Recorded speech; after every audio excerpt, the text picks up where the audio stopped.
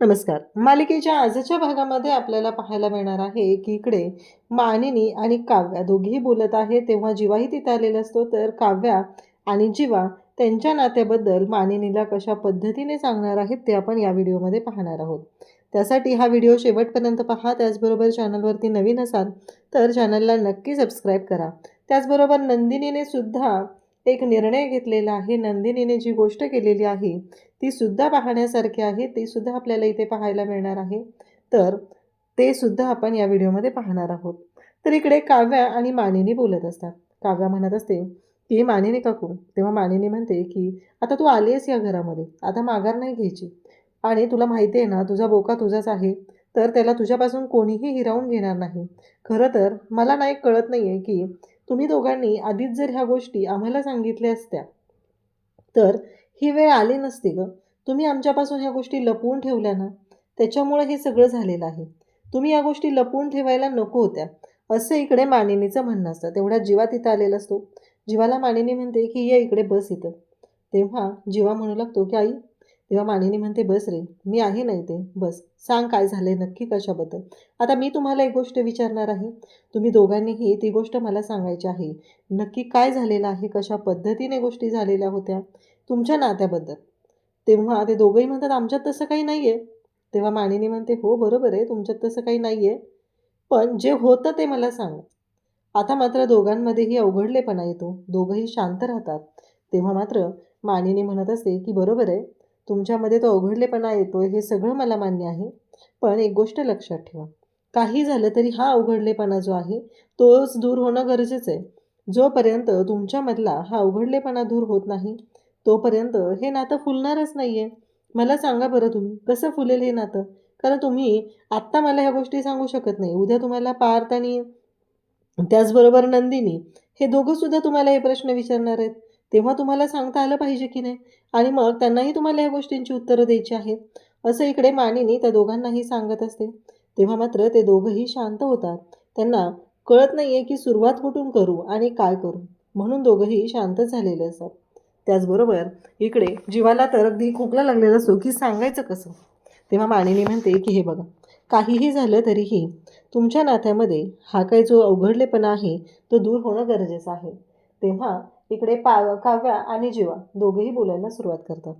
तेव्हा काव्या म्हणत असते की मला कळत नाही आहे, कारण ह्या गोष्टी ज्या होत्या त्या खरंच वेगळ्या पद्धतीने घडलेल्या होत्या. परंतु त्याचा इतका भाऊ होईल असं मला कधीच वाटलं नव्हतं.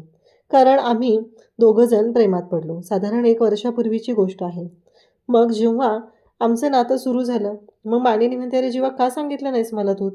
तेव्हा जीवा सांगू लागतो, की "हो, मी काव्याला प्रपोज केलं." मानिनी म्हणते, "मग तेव्हाच का सांगितलं नाही?" तेव्हा जीवा म्हणत असतो, की "मला काव्याने सांगितलं होतं." काव्या म्हणते, "मीच त्याला सांगितलं होतं, जोपर्यंत जीवा तू स्वतःच्या पायावर उभा राहत नाही, तोपर्यंत आपण कोणाला काहीच सांगायचं नाही." आता मात्र मानिनी बोलायला सुरुवात करते. मानिनी म्हणते, "मग पुढं काय झालं?" मग जीवा सांगू लागतो, की "जेव्हा पार्थसाठी नंदिनीचं स्थळ आलं, तेव्हा तर आम्ही दोघं जाम खुश झालो. चला, यांचं झालं की आपलाच नंबर लागणार आहे." अगदी मनमोकळेपणाने दोघंही आता ह्या सगळ्या गोष्टी शेअर करत असतात. मानिनी म्हणत असते, की "बरोबर आहे." मग पुढे काय झालं?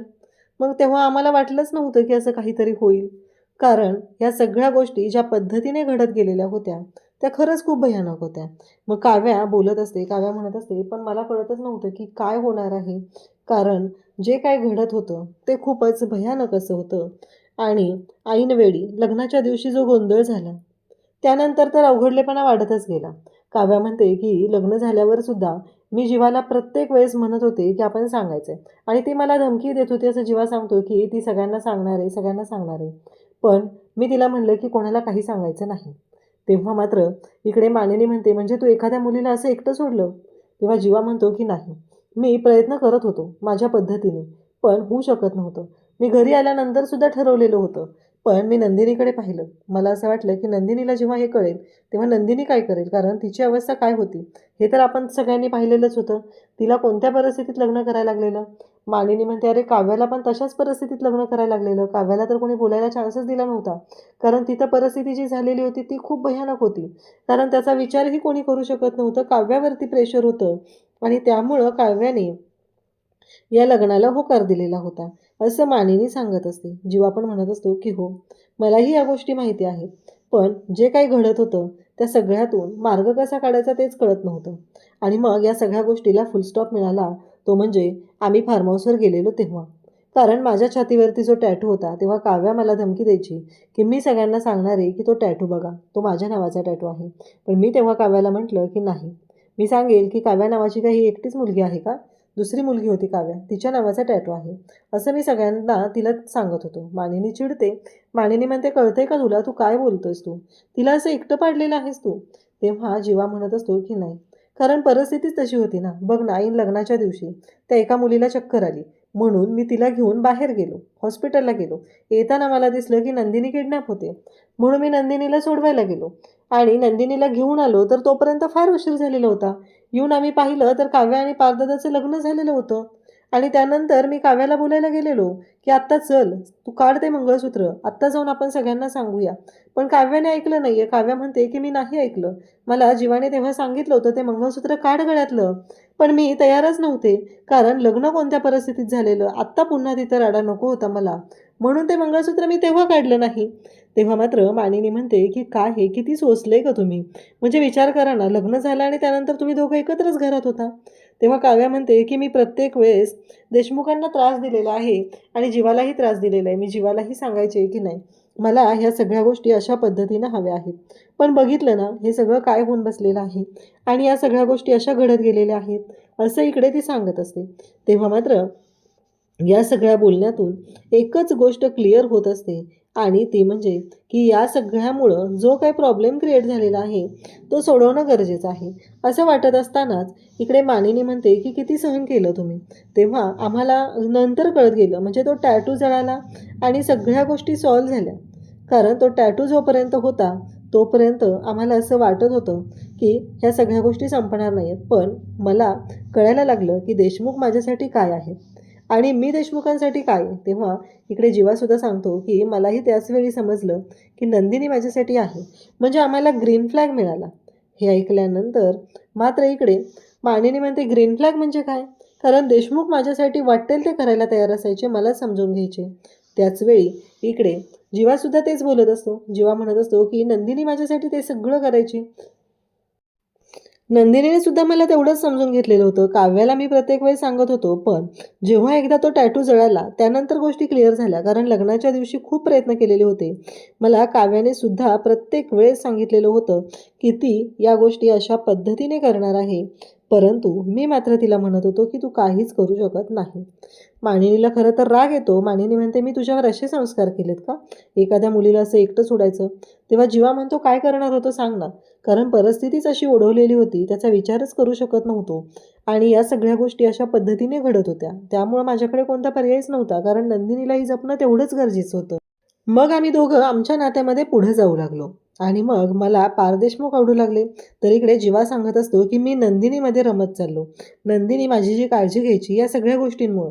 खरं तर ग्रीन फ्लॅग म्हणजे काय, तर आपल्याला एखाद्या माणसाबद्दल वाटणारं म्हणजे प्रायोरिटी, ती व्यक्ती आपल्याला प्रायोरिटी देते त्याच्याबद्दल वाटणाऱ्या गोष्टी. हे ऐकल्यानंतर मानिनी म्हणते, काय बोलताय तुम्ही, हे ग्रीन फ्लॅग वगैरे? अरे नाती आहेत तुमची ती आणि तुम्ही त्यांच्याबद्दल ग्रीन फ्लॅग, असं ग्रीन फ्लॅग वगैरे काही नसतं रे. कारण कुठलीच जोडी ही परफेक्ट नसते. त्या नात्यामध्ये आपल्याला एकमेकांना समजून घ्यायचं असतं, कारण कुठली जोडी परफेक्ट कधीच असू शकत नाही.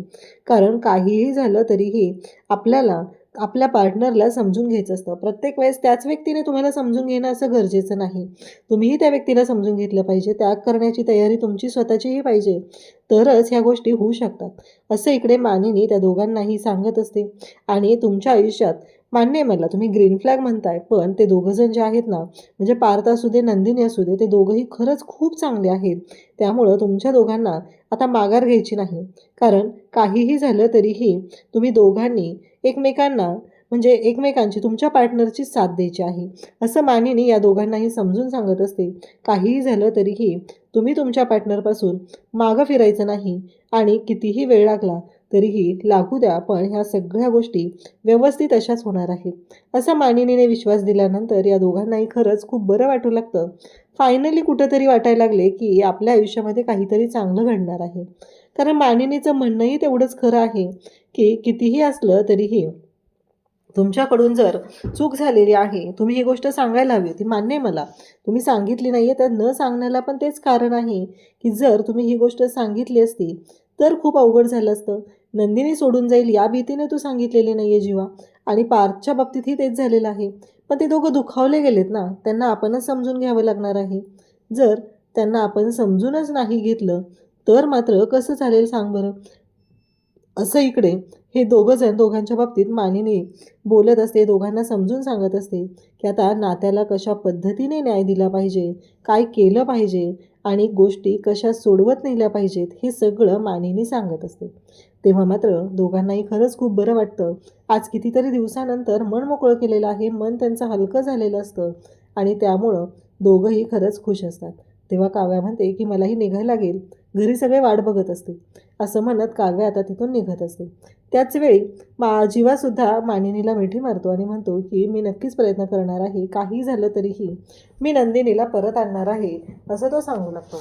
काव्या बाप्पाला नमस्कार करते आणि काव्या म्हणते, की मला जावं लागेल. आता काव्या जायला निघालेली असते, पण जाण्यापूर्वी एकदा आपण आपल्या रूममध्ये जाऊन आलं पाहिजे, असं तिला वाटत असतं. इकडे पार्थ आणि त्याचबरोबर नंदिनी बोलत असतात. पार्थ म्हणत असतो, तुमचं बरं आहे, तुमच्यासाठी 2 घरं आहेत. सासरला काही प्रॉब्लेम झाला तर तुम्ही माहेरी जाऊन राहू शकता, पण आम्ही काय करायचं? आम्ही गोष्टी कशा सोडवायच्या? कारण मला कळतच नाही आहे. तेव्हा इकडे पार्थ सांगतो, की काव्या आलेल्या आहेत. तेव्हा नंदिनी म्हणते, काय काव्या तिकडं आली आहे? पण मी तुम्हाला खरं सांगू का, काव्याचं तुमच्यावरती खूप प्रेम आहे. तुम्ही हे नातं पुढं न्या, काव्याला ॲक्सेप्ट करा, असं नंदिनी पार्थला सांगत असते. तेव्हा मात्र पार्थ म्हणतो, तुमचं काय? तुम्ही काय करायचं ठरवले? तेव्हा नंदिनी म्हणते, त्यांचा फोन आला तरीही मला त्या वेदनांनी अगदी पोखरून काढलं.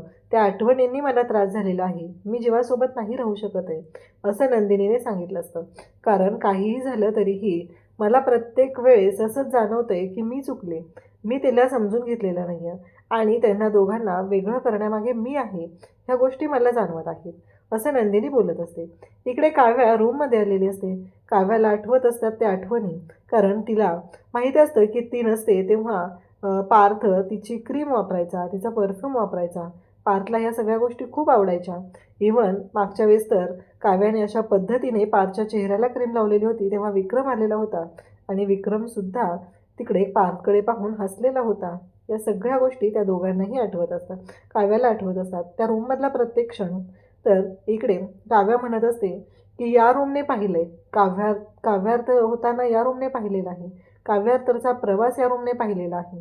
त्यामुळं काहीही झालं तरीही मी आता माघार घेणार नाही आणि पार्थ देशमुख म्हणजेच हा माझा बोका आणि ही रूम कायमस्वरूपी माझीच राहणार आहे, असं काव्याने ठरवलेलं असतं. त्याचवेळी तिला आठवतं, की पार्थला तिने पाठीमागून मिठी मारलेली असते. त्यासोबतच या रूममध्ये ते दोघंजण रूममेट म्हणून राहिलेले असतात. मग परफ्यूम हातात घेते, त्यावेळेसही तिला आठवतं, की तोच परफ्यूम आहे, ज्या परफ्यूममुळं त्यांच्या दोघांमध्येही भांडणं होत होती. ते दोघंही एकमेकांना समजून घ्यायचे, तरीही त्यांच्या दोघांमधला जो अवघडलेपणा होता, तो कशा पद्धतीने पुढे चाललेला होता. या सगळ्या गोष्टी तिला आठवत असतात आणि त्याच वेळेस इकडे पाहायला मिळतं ते म्हणजे एवढं भयानक हे दृश्य असतं.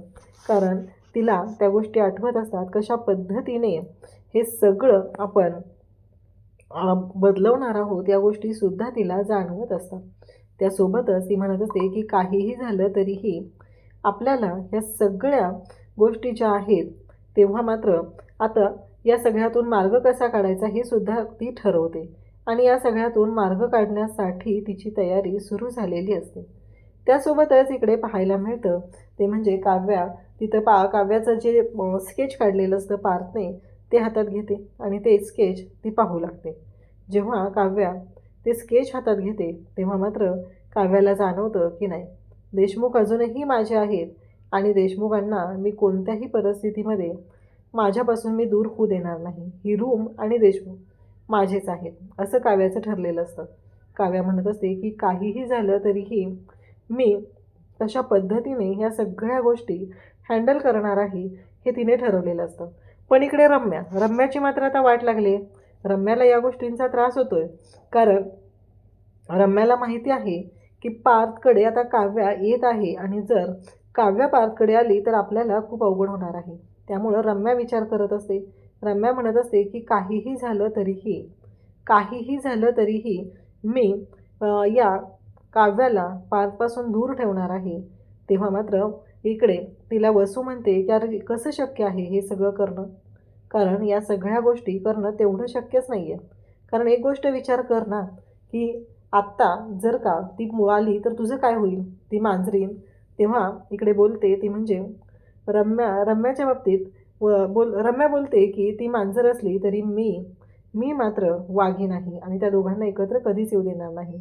इकडे मात्र आता नंदिनी फोटो बघत बसलेली असते दोघांचे, तेव्हा मात्र तिथे दोघांच्या लग्नाचे फोटो असतात आणि त्या लग्नाच्या फोटोमध्ये आता स्पष्ट दिसत असतं आणि त्यामुळं तिने जीवा आणि तिच्या फोटोला लाईक केलेलं असतं आणि त्याच वेळी जीवा खुश होतो, तिने लाईक केलं म्हणजेच ती मला मिस करते हे जीवाच्या डोक्यात येतं आणि जीवा मात्र खुश झालेला असतो. तो नंदिनीला फोन करतो. नंदिनी त्याला सांगते की मी चुकून लाईक केलेला आहे, पण जीवा म्हणतो की माझी आठवण येत होती म्हणून तर फोटो पाहत बसलेलीस ना, म्हणून तर सोशल मीडियावर तू लाईक केलेला आहे. आणि जीवाला एक वेगळाच आनंद झालेला असतो आणि नंदिनी म्हणते तो गैरसमज काढून टाका आधी मनातून. परंतु जीवाने इकडे क्लिअर केलेलं आहे की आठवण येते म्हणूनच लाईक केलेलं आहे. अशाच अपडेटसाठी चॅनलशी कनेक्ट राहा. थँक्यू.